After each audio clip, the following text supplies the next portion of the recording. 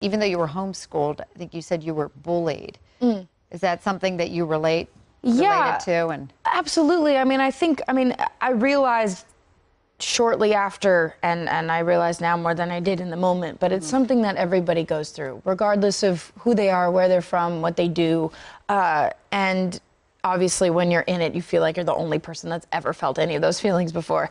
And I had a lot of social issues in school. I didn't necessarily find my groove quick enough. And I felt, I was confused a lot of the time. And I've, started homeschooling, and that's really where I started to thrive, and it became more about the work, and that's where I needed to focus anyway. Yeah. So yeah, I definitely had a lot of connections with this character in that sense. Were you homeschooled because of the bullying?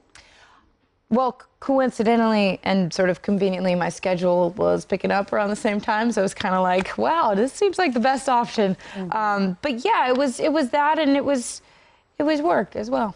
I read, the extent of the bullying was that kids were calling you in the morning with phone calls, threatening phone calls. Yeah, I know you don't want to go back to that dark place, but yeah. It was a lot.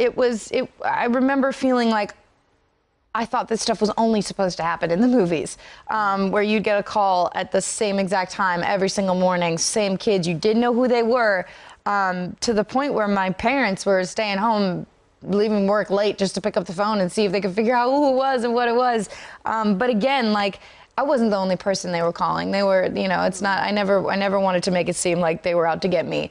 I know that a lot of people, all of us, everyone, whether we're at work or in school, we go through situations like that, and it's not easy, but we all go through it. Have any of the bullies reached out to apologize now that you and older? Because I feel like I hear that a lot, that later in life they'll call back like, I'm really sorry about that. Yeah, no, that hasn't happened, but you call right now. They know who they are, and you should be ashamed of yourself. No, it's all good. But for kids who are going through that, though, what advice do you have? I guess it's so much easier said than done, and for me, I had my parents and I had my friends and mentors telling me, like, it's all gonna be okay. Tomorrow's a new day. Everything's gonna get better.